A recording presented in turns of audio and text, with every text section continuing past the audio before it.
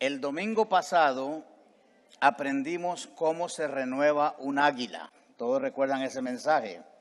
El texto en el Salmo 103, 5, colma mi vida de cosas buenas, dijo David. Mi juventud se renueva como la del águila. David está en medio de una de sus repetitivas crisis. Continuamente era un hombre de crisis. Si usted lee los Salmos se da cuenta que David era un hombre de crisis permanente. Y él está en una crisis que lo está acosando constantemente. Entonces le pide a Dios que le permita vivir de una manera distinta, renovado como se renuevan las águilas cuando entran a cierta edad. La pregunta es, ¿cómo se renueva un águila? Luis nos explicó eso el domingo pasado. El águila se retira, pierde fuerzas, se refugia en un acantilado y su pareja le trae comida, pero ella se rehúsa a comer. Comienza a perder sus plumas y ya no tiene capacidad de volar. Se golpea el pico contra las rocas hasta que acaba con él y entra en un estado de inanición, es decir, prácticamente casi muerta, que técnicamente uno diría este animal se va a morir. Se autodestruye sus garras contra las rocas y eso parece una especie de suicidio del águila. Pero el ánimo que le da su compañero macho es el que la mantiene viva, hasta que el milagro comienza a operarse. Le crecen nuevas plumas, el pico se restaura y las fuerzas vuelven. Entonces el águila comienza a comer y empieza a renovar su actividad normal. Ya está lista para tener crías. Pone los huevos en el mismo acantilado donde había estado en crisis, en inanición, hace un nido permanente de ramas secas y allí empolla los huevos que al cabo de unos días traen varios polluelos. Los polluelos de las águilas son calvos, feos y sin plumas, pero hambrientos como ellos solos. Ella vuela una y otra vez desde ese nido para traer comida para los polluelos. Cuando llega el tiempo de que los polluelos vuelen, el águila los empuja del acantilado y aparentemente cuando van hacia abajo los polluelos empiezan a chillar y a gritar y parece que se van a matar. Entonces el águila sale del nido, despliega sus alas, las mete debajo de los polluelos y los levanta en sus alas y los vuelve a traer al nido. Pero una vez que llegan al nido los vuelve a empujar. Y así se repite un ciclo de empujones y salvadas, ¿verdad?, que le da el águila hasta que los pollillos entienden es hora de volar. Entonces empiezan a batir sus alas y empiezan a volar. Esa es la manera como las águilas se renuevan. Muy bien, vamos adelante con lo que tenemos aquí nosotros. La Biblia dice esto de esta levantada que el águila le da a sus polluelos, Deuteronomio 32, 11. Como un águila que aviva a sus polluelos y revolotea sobre sus crías, así desplegó Dios sus alas para tomarlo y alcanzarlo y llevarlo a salvo sobre sus plumas. Está hablando de Israel. Dios toma a Israel de la misma manera como el águila toma a sus pollitos cuando van cayendo, despliega sus alas, los pollitos quedan montados encima de las alas del águila y regresan al nido de esa manera. Ahora, todo esto que hemos aprendido desde el domingo pasado es una ilustración bíblica para incitarnos a nosotros, al pueblo de Dios, a ser imitadores de las águilas. ¿Cómo? Esta es la pregunta clave. ¿Cómo imitamos las águilas? Dios nos da un mandamiento que es de carácter permanente. Debemos crecer para ser semejantes a Cristo. El apóstol Pedro lo dice de esta manera, 2 de Pedro 3:18. Usted lo tiene en su boletín, esas citas bíblicas están allí. Dice Pedro, en cambio, crezcan siempre en la gracia y el conocimiento de nuestro Señor Jesucristo. A Él sea toda la gloria, ahora y para siempre. Amén. Pero vea lo que dice el mandamiento, crezcan siempre, crezcan siempre. Dios no quiere enanos espirituales, Dios quiere que haya crecimiento total en nuestra vida. En muchas iglesias, perdone esto, no crecemos, engordamos. Y Dios no quiere gordos espirituales, Dios quiere gente fornida espiritualmente, pero no gente chaparra que no creció o gente gorda que no muestra la fuerza de Dios. Este crecimiento, dice la Escritura, en un discípulo debe ser una actitud de renovación permanente. Entonces viene una pregunta que es relevante. Como las águilas, yo quiero ser renovado, pero en calidad de cristiano, ¿cómo puedo ser renovado constantemente? Ahora ya no estamos hablando del águila, estamos hablando de nosotros. En calidad de cristiano, la pregunta es, ¿cómo puedo ser renovado constantemente? Ahora, tienes que entender esto, hermano, y esto es muy bello. Yo lo he visto publicado muchísimas veces allí en Facebook. Dios no te pide nada para lo cual Él mismo no te dé los recursos que necesitas. Si Dios te pide que hagas algo, Él te da los recursos que tú necesitas. Eso puedes creerlo y aceptarlo. Tú tienes que aprender a buscar esos recursos, saber dónde están esos recursos.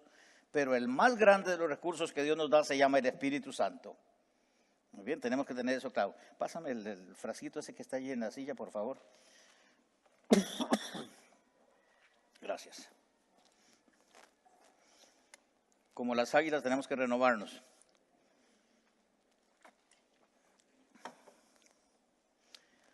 ¿Cuál es la respuesta de Dios para tu vida en este sentido de cómo puedes tú ser renovado? Romanos capítulo 12, 1 y 2. Dice la Biblia así. Por lo tanto, amados hermanos, les ruego que entreguen su existencia total, cuerpo, alma y espíritu a Dios, por todo lo que Él ha hecho a favor de ustedes. Que sea un sacrificio vivo y santo, la clase de sacrificio que a Él le agrada. Esta es la verdadera forma de adorarlo. No imiten las conductas ni las costumbres de este mundo, más bien dejen que Dios los transforme en personas nuevas al cambiarles la manera de pensar. Entonces aprenderán a conocer la voluntad de Dios para ustedes, la cual es buena, agradable y perfecta. Nos vamos a ir versículo por versículo en este texto. Pablo, como un padre preocupado por el bienestar de sus hijos espirituales, les hace un ruego. Y este es un llamado de adentro del alma de Pablo. Pablo lo dijo otra vez en Gálatas también. Dice Pablo, hijitos, yo sufro dolores de parto hasta que Cristo sea formado en ustedes. Él tiene esa convicción de ser padre espiritual de la gente a la que le escribe. Y los romanos era una iglesia a la que él quería muchísimo.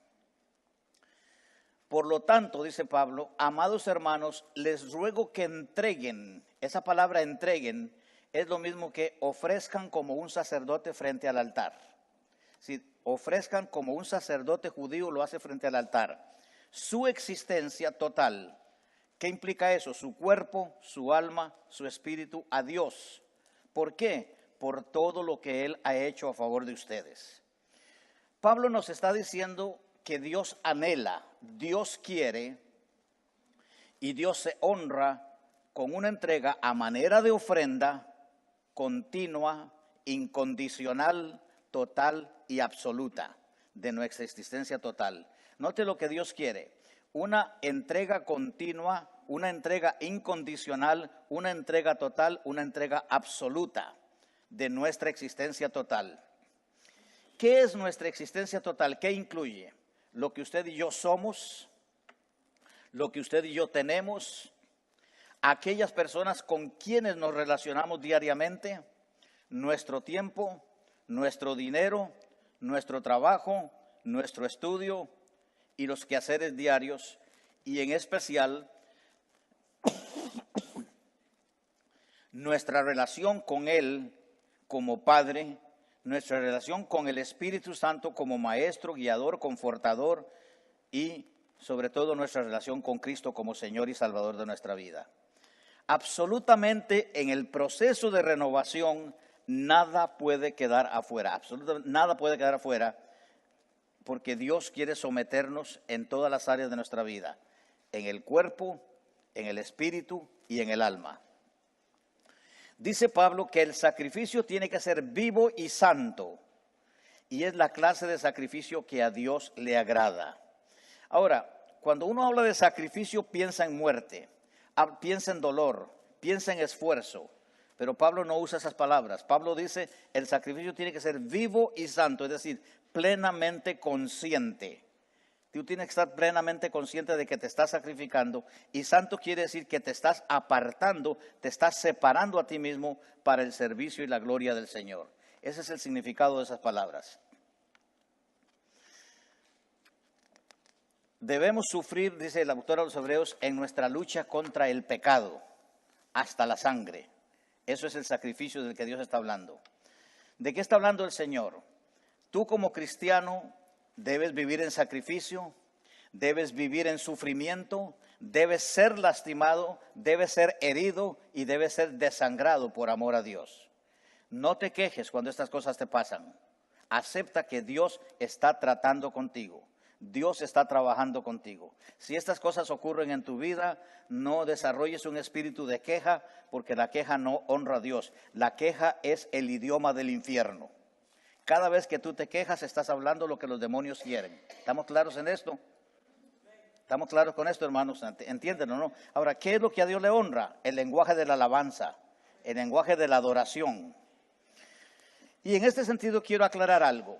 Nosotros decimos que adorar a Dios es cantar, orar, alegrarnos en el culto, leer la palabra, etcétera. Todas estas cosas sí están incluidas en la adoración. Pero la entrega total a modo de asunto diario, es decir, 24 horas al día, 7 días a la semana, como se estila decir afuera, tiene que ser un sacrificio alegre, obediente, sin rémoras que se nos peguen. No sé si saben qué son las rémoras. La rémora es un pececito que se le pega al tiburón. Tiene unas ventosas y cuando un tiburón va nadando, la rémora se le pega ahí abajo. ¿Para qué? Para comerse lo que le sobra al tiburón. Lo que el tiburón no quiere comerse, la rémora se lo come. Nosotros no debemos vivir de las limosnas que caen de la mesa. Nosotros tenemos que comer nuestra propia comida espiritual. No somos rémoras espirituales. Entiéndalo eso. No nos pegamos a nadie para comer de lo que otro tiene, sino que nosotros fabricamos, producimos nuestra propia comida espiritual. Ahora, el sacrificio, dice Dios, tiene que ser agradable. ¿A quién? A Dios. Tiene que ser vivo. No es muerte lo que Dios está hablando. Tiene que ser santo, consagrado. Tiene que ser consciente. Tú tienes que estar plenamente consciente de que te estás sacrificando para el Señor. Tiene que ser un sacrificio sin egoísmos y sin cálculos personales. Y dice el Señor, esta es la verdadera forma de adorarlo, dice el Señor. Esta es la verdadera forma de adorarlo. Entonces, lo que hacemos aquí el domingo en la mañana no es adoración. Claro que sí es adoración. Pero Dios dice, cuando tú pones tu vida y la ofreces como un sacrificio vivo y santo y agradable a Dios, pones tu cuerpo, tu espíritu y tu alma en las manos del Señor, esa es la verdadera adoración que Dios quiere. Entonces, tengamos eso muy claro, ¿verdad? Porque si digo, muy linda el culto de adoración hoy. Sí, muy linda que cantamos, muy bonito, muy lindo lo que dijimos, muy bonito como participamos, muy lindo como nos abrazamos, todo eso es adoración. Muy lindo cuando ofrendamos, eso es adoración. Pero Dios dice, entregar tu vida en forma de sacrificio, ofrendarla como si fueras un sacerdote y ponerla en las manos de Dios, de manera santa, de manera viva, de entrega total de tu espíritu, de tu alma y de tu cuerpo, es la verdadera adoración que tú le das al Señor. Tengan eso muy claro, porque usted puede adorar a Dios en el automóvil, usted puede adorar a Dios durmiendo en la cama, usted puede adorar a Dios comiendo en la mesa, usted puede adorar a Dios estudiando en la escuela, donde quiera que te encuentres y en lo que te encuentres puedes adorar a Dios si tienes esta actitud correcta. Llevamos eso claro en nuestro corazón, amén. Dicho de otra forma, no puedes llamarte adorador de Dios si no mantienes una entrega incondicional al señorío de Cristo. Si haces con tu vida lo que quieres y te gusta lo que haces, si tu relación con tu prójimo es mala, si tu manejo de tus finanzas es irresponsable, si tu manejo del tiempo es antojadizo, si tus valores son calculados para beneficio personal y no para la gloria de Dios, si no sufres persecución por causa del reino, si no sirves de todo corazón, solo aparentas una fe que no produce frutos. Eso no es adoración. Si ignoras estas cosas, dice Dios, no lo estás adorando verdaderamente.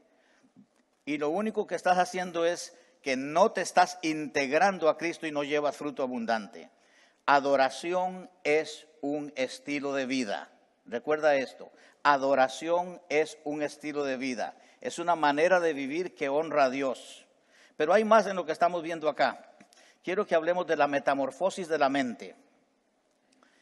Dice Pablo, no imiten las conductas ni las costumbres de este mundo. Más bien dejen que Dios los transforme en personas nuevas al cambiarles la manera de pensar.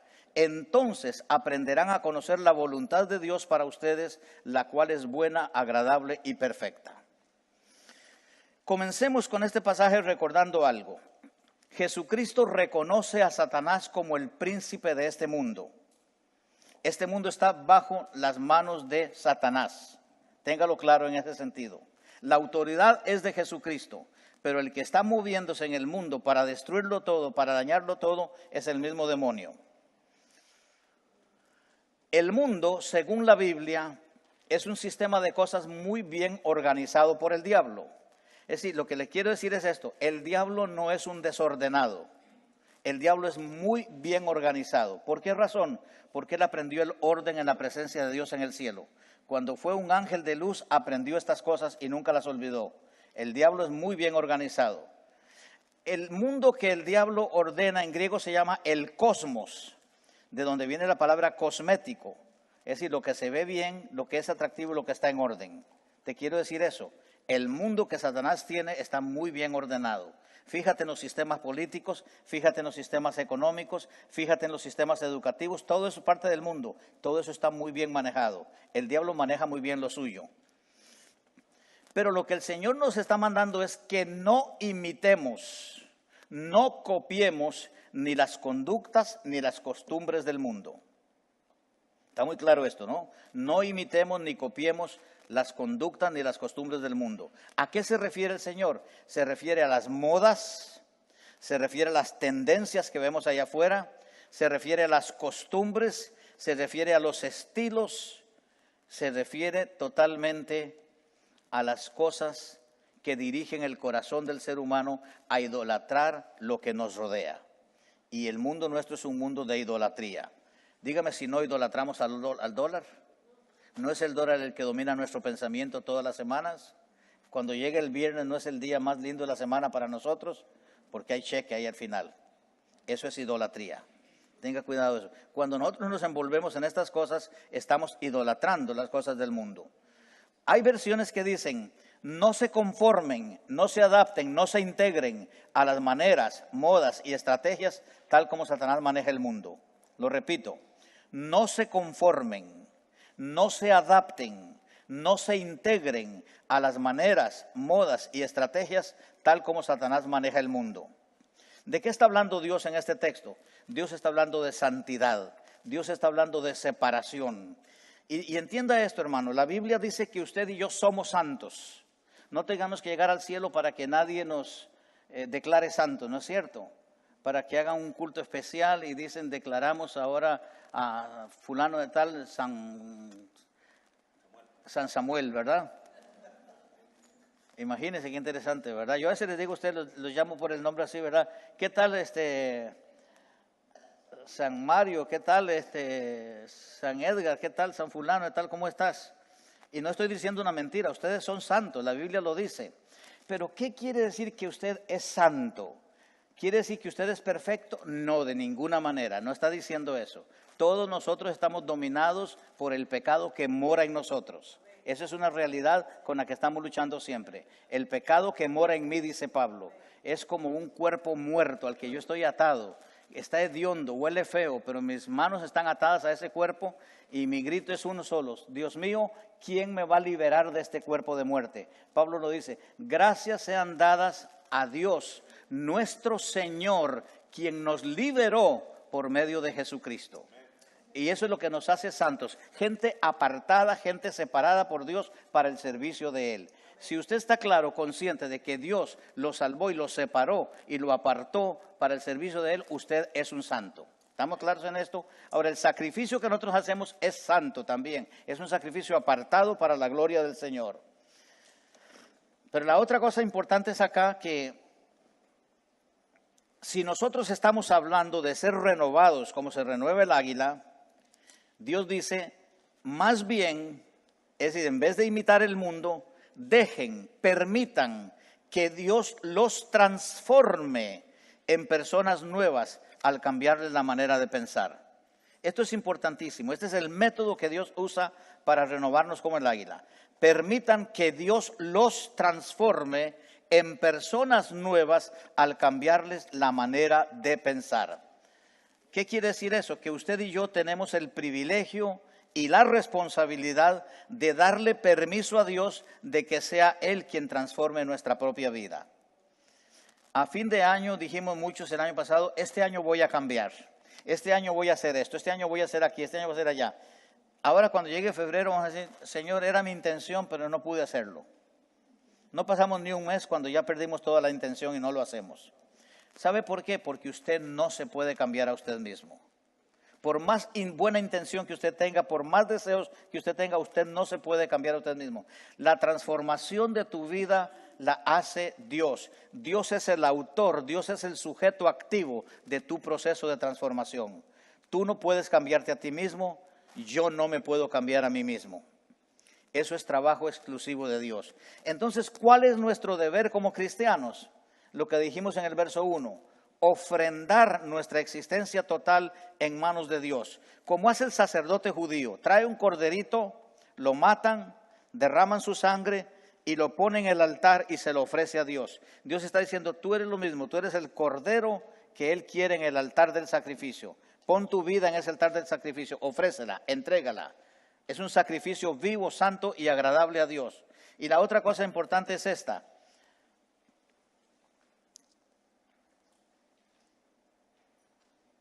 Dice la Escritura que el hombre de doble ánimo es inconstante en todos sus caminos. Doble ánimo es doble voluntad, doble deseo, doble pensamiento. Muy bien. Y también afirma Dios en Proverbios diciendo esto. Tal y como piensa el hombre, así es él. Tal y como piensa el hombre, así es él. Entonces tú eres lo que piensas. Tú eres lo que piensas. Así te ve Dios. Lo que tú piensas es lo que tú eres. Fíjate, analiza bien tus pensamientos. Nuestros pensamientos están ligados al pecado que mora dentro de nosotros. Pablo lo dijo claramente. Yo tengo un conflicto, dice Pablo. Y el conflicto es muy serio. Dios me dice que haga algo y yo corro a hacer lo contrario. Yo sé que debo hacer algo, pero no lo hago. Entonces estoy en conflicto con mi naturaleza. ¿Por qué? Porque el pecado que mora en mí es el que me obliga a ir en la dirección contraria, en la dirección opuesta. Tú y yo tenemos ese conflicto, todos lo tenemos, todos luchamos con eso. Aunque pretendamos una santidad muy extra, en el fondo estamos todos dentro del mismo barco. Estamos navegando en el mismo bote y vamos en la misma dirección. ¿Qué es lo único que nos puede liberar de eso? El señorío de Cristo. Gracias, dice Pablo, sean dadas a Dios por medio de nuestro Señor Jesucristo. Si Cristo no es tu Señor, tú no te liberas, no puedes liberarte porque tu vida está yendo en la dirección de lo que tú quieres, de lo que a ti te gusta, de lo que a ti te agrada, de lo que a mí me da la gana. Ese es el peligro que tenemos en esto. Entonces, ¿cómo resolvemos este conflicto? Tenemos que dejar, dice la Escritura, tenemos que abandonar, tirar como si fueran basura nuestros pensamientos vendidos al pecado y comenzar a pensar de la misma manera que piensa Dios. ¿Cómo piensa Dios? Esto es importante. Dice Hebreos 4, 12 al 13. Pues la palabra de Dios es viva y poderosa. Es más cortante que cualquier espada de dos filos. Penetra entre el alma y el espíritu, entre la articulación y la médula del hueso. Deja al descubierto nuestros pensamientos. ¿De qué está hablando Dios? De renovar nuestros pensamientos. ¿Qué hace la Biblia? Deja al descubierto nuestros pensamientos y deseos más íntimos. Por eso me encanta el verso que dice, no hay nada oculto que no haya de ser manifestado. Ese es nuestro Dios. Pone en evidencia todo lo que hay en nuestro corazón. No hay nada en toda la creación que esté oculto a Dios. Todo está desnudo y expuesto ante sus ojos y es a Él a quien rendimos cuentas. El pensamiento de Dios, lo que Dios piensa, ya quedó plasmado desde hace 2000 años en este libro que se llama la Biblia. Este libro es el resumen del pensamiento de Dios. Esto es lo que Dios piensa. Si tú conoces la Biblia, sabes cómo piensa Dios. Si tú no conoces la Biblia, no sabes cómo piensa Dios. Así de sencillo es. Y por eso estamos aquí en la iglesia envueltos en este proyecto de leer la Biblia todos los días. Yo quiero saber cómo piensa Dios. Yo quiero entender cómo piensa Dios. A mí me gusta la idea de saber qué es lo que Dios dice. Así que, ¿cuál es la idea que tengo acá? Si Dios lo que piensa ya lo dijo en la Biblia, ¿cuál es nuestro deber? Obedecer lo que dice el apóstol Pedro. Desechad, pues, toda malicia, todo engaño, hipocresía, envidias y toda maledicencia. Y desead, esto es un mandamiento, desead como niños recién nacidos la leche espiritual de la palabra no adulterada, para que por ella crezcáis para salvación, ya que habéis gustado la bondad del Señor. Lo que está diciendo la Escritura es muy simple. La única fuente de cambio, de salvación y de crecimiento es la Biblia misma. Si tú quieres cambiar, si tú quieres crecer, si tú quieres ser salvo, tienes que ir a través de la palabra del Señor. Y entre más conoces y vives la Biblia, más creces y más te pareces a Cristo. Este es el secreto grande de la vida. Así es como Dios te cambia. Dios quiere cambiar tu manera de pensar. ¿Para qué? Para hacerte un ser humano renovado como el águila. ¿Cuál es tu deber con la Biblia en la mano? Tú tienes el deber diario de oír lo que dice Dios en la Biblia. Tienes el deber diario de leer lo que Dios dice en la Biblia. Tienes el deber diario de estudiar lo que Dios dice en la Biblia. Y tienes el deber diario de memorizar lo que Dios dice en la Biblia, como dice David en el Salmo 19. En mi corazón he guardado tus dichos para no pecar contra ti. Para eso es la Biblia. Pero finalmente tú tienes el deber diario de aplicar lo que dice la Biblia a tu vida para que pueda ser transformado y renovado como el águila. Cuando tú pongas en práctica estas cosas con la Biblia, ¿qué va a ocurrir? Vas a ser transformado en una persona nueva, basado en tu nueva manera de pensar. ¿Por qué? Porque ahora piensas como Dios dice. Este es el punto clave. Entonces dice la Escritura, como resultado de eso, van a aprender a conocer la voluntad de Dios para ustedes, la cual es buena, agradable y perfecta. Es muy interesante lo que la Escritura dice, porque dice, van a aprender a conocer la voluntad de Dios. En griego usa una palabra que se dice ginosko, el verbo es ginosko, que quiere decir conocer de manera práctica, conocer por experiencia práctica, conocer porque yo lo he vivido. Yo uso esta ilustración muy clara. Si tú ves ayer estaba mirando precisamente allí en el Costco, en la televisión, cuadros muy lindos de Europa, lugares donde yo no he estado y lugares donde sí he estado. Entonces inmediatamente cuando vi algunos dije, yo estuve allí, pero cuando vi otros dije, qué lindo estar allí, cómo me gustaría estar allí. Si yo te pregunto, ¿conoces París? Y tú me dices, yo he leído todos los libros que hay en el mundo sobre París, yo te digo, no conoces París. Pero si tú me dices, sí, yo llegué a París un día en avión y estuve 10 minutos allí, entonces yo digo, sí conoces París. La experiencia es la que te da el conocimiento. Es igual con Dios. La experiencia es la que te permite conocer a Dios. Tu andar diario con Dios, tu caminar diario con Dios, te permite conocer a Dios y te permite conocer la voluntad de Dios. ¿Por qué es importante conocer la voluntad de Dios? La Escritura dice, hay que amar la voluntad del Señor. Hay que anhelar conocer la voluntad de Dios. En esta semana lo que le estábamos leyendo en la Biblia, leímos eso, ¿no? Hay que amar conocer la voluntad del Señor. Todo el mundo debe hacerlo. Y entonces dice la Escritura que cuando tú le permites a Dios que cambie tu manera de pensar por la manera como tú te manejas con la Biblia, ese día vas a conocer la voluntad de Dios. Esa voluntad de Dios es buena, es agradable y es perfecta. Entiende esto. Tú no naciste por chiripa, como decimos nosotros, no, al azar. ¿No es cierto? Conocen esa palabra, ¿verdad? Tú no naciste al azar. Tú no eres una casualidad en el mundo. Dios te creó. Tú no eres el producto de un momento de pasión amorosa de tus padres, tampoco. Dios permitió esa pasión para que tú nacieras. Tú tienes un propósito. La Biblia dice que Dios te amó desde antes de la fundación del mundo. Imagínate, cuando no había nada, ya Dios te amaba a ti. Qué importante eres para Dios. Qué importante eres para el Señor. Muy bien. Dios te trajo al mundo porque Dios quería que tú vivieras en la tierra con un propósito específico. Y ahí lo tenemos escrito. Ahí está el propósito de Dios para tu vida. Eso es lo que Dios quiere que tú hagas.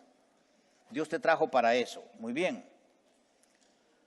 Ahora, Dios tiene una voluntad para tu vida. Y esa voluntad es buena, es agradable y es perfecta. Dios quiere renovarte como se renueva el águila, para que tú conozcas y hagas la voluntad de Él. Y para eso existe la Biblia. Mira lo que dice la Escritura, 2 Timoteo 3, 16 al 17. Toda la Escritura es inspirada por Dios y es útil para enseñarnos lo que es verdad y para hacernos ver lo que está mal en nuestra vida. Nos corrige cuando estamos equivocados y nos enseña a hacer lo correcto. Dios la usa para preparar y capacitar a su pueblo para que haga toda buena obra. Es muy interesante que las veces que la palabra todo aparece en este texto. Pero toda la Escritura es inspirada por Dios. Inspirada quiere decir soplada por Dios. Salió de la boca de Dios. Salió del corazón, de la mente de Dios.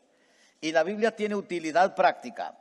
La Biblia nos enseña qué es la verdad.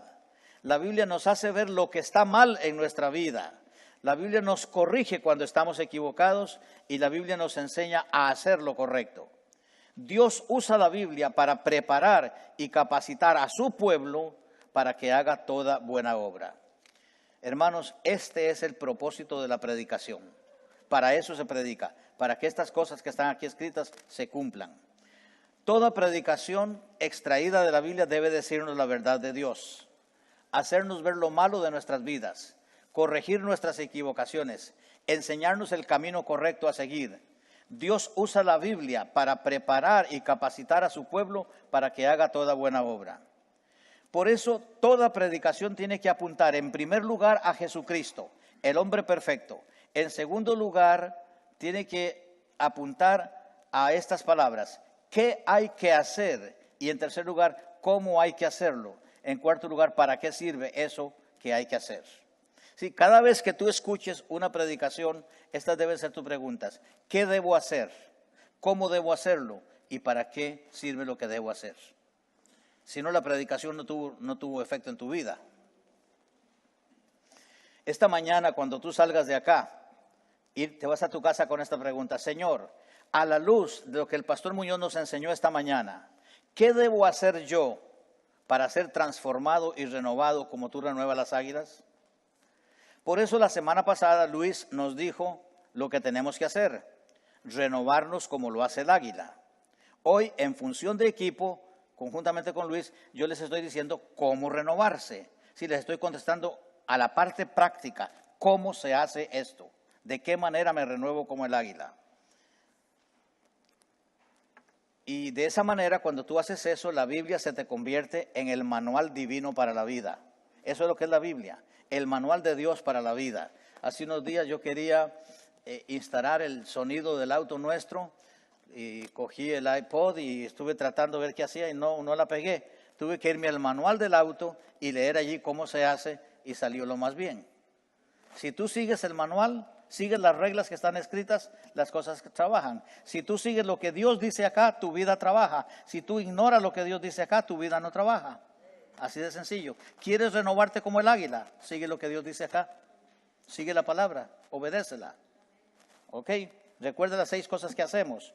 Oímos la palabra, leemos la palabra, estudiamos la palabra, memorizamos la palabra, meditamos en la palabra y finalmente aplicamos la palabra. Eso es fundamental cada vez que tú te encuentras con la Biblia. Tienes 6 cosas que hacer con ella. Muy bien. Así que cuando las cosas no funcionen en tu vida, vuélvete al manual, consúltalo. Sigue las instrucciones que te da el Espíritu Santo y serás renovado como el águila. ¿Qué va a ocurrir en tu vida? De esa forma, dice Dios, vas a conocer la voluntad de Él para tu vida. La voluntad de Dios no es difícil. Algunos dicen, qué difícil ser cristiano. Es que a uno le prohíben de todo. Ya no puedes bailar, ya no puedes tomar, ya no puedes fumar, ya no puedes esto, no puedes aquello. No. Aquí en la iglesia no te prohibimos absolutamente nada. Dice la Biblia, todo me es lícito, pero no todo me conviene. Yo debo escoger a la luz de la palabra qué es aquello que puedo hacer y qué es aquello que no debo hacer. El Señor dice, mis mandamientos no son gravosos. Eso quiere decir, no son incómodos, no son difíciles, no son pesados. Ahora, si tú amas a Dios y quieres hacer la voluntad de Dios, tú dirías como dijo David, Salmo 119 del 1 al 8. Escucha lo que dijo David, me encanta esto. Esto es una paráfrasis. Felices, dice David, son los íntegros, los que siguen las enseñanzas de la palabra del Señor. Felices son los que obedecen sus mandamientos y lo buscan con todo el corazón. No negocian con el mal y andan solo en los caminos del Señor. Nos has ordenado que cumplamos cuidadosamente tus mandamientos. Oh, cuánto deseo que mis acciones sean un vivo reflejo de tus palabras. Este versículo yo lo puse todo con mayúscula ahí porque quiero ponerlo en el refrigerador de mi casa en algún lado donde yo lo pueda ver siempre. Oh Señor, cuánto deseo que mis acciones sean un vivo reflejo de tus palabras. Entonces no tendré vergüenza cuando compare mi vida con tus mandatos.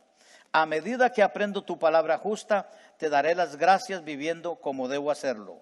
Obedeceré tu palabra. Por favor, no te des por vencido conmigo. ¿Usted no ha orado así? Señor, no te des por vencido conmigo. Yo me estoy dando por vencido, Señor. Yo estoy listo para retirarme, para hacerme a un lado. Pero tú, Señor, no te des por vencido conmigo. No me abandones, no me dejes. Ese es Salmo 119 del 1 al 8. Así que para renovarte como el águila, sigue esta receta de David. Mézclala en tu corazón, cocínala en tu alma y sírvetela como una porción diaria en la mesa de tu espíritu.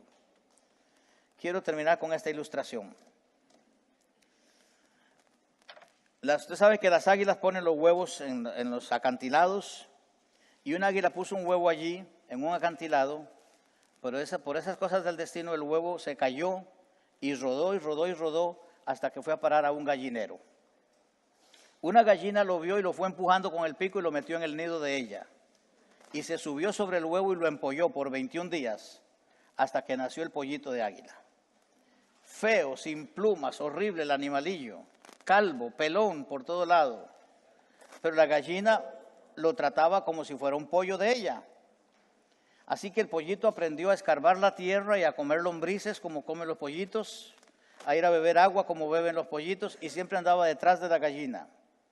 Pero un día, mirando hacia arriba, el polluelo del águila miró un águila volando y suspiró y dice, ay, si yo fuera águila, andaría volando allí arriba, ¿verdad? Pero él se portaba como pollito porque él pensaba que era gallina, no que era águila.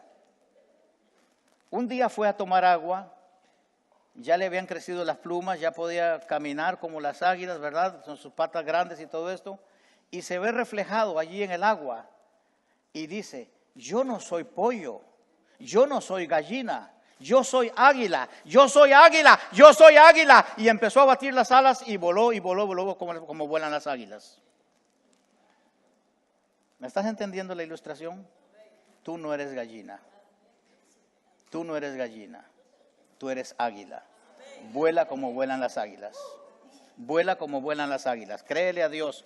Esto es así muy importante. Dice, en el año 2017, que estamos empezando, no vuelvas a correr como una gallina detrás de un gusano. Vuela como un águila en pos de tu Señor. El Señor quiere renovarte, el Señor puede renovarte y el Señor sabe cómo renovarte. Él cambia tu manera de pensar para que tú pienses como Él piensa y Dios piensa como está escrito en la Biblia. Lo que te estoy diciendo es, métete en la palabra del Señor, sumérgete en la Biblia, oye la Biblia, lee la Biblia, estudia la Biblia, aprende de memoria la Biblia, medita en lo que dice la Biblia y aplica lo que dice la Biblia y serás transformado como un águila. Esto es lo que el Señor te está diciendo. Que Dios nos dé la gracia para poder vivir así en este año 2017. Y yo espero que el próximo viernes vengan a orar como águilas. Amén. Nos esperamos acá, hermanos. Que Dios me los bendiga y gracias por su tiempo con nosotros. Amén.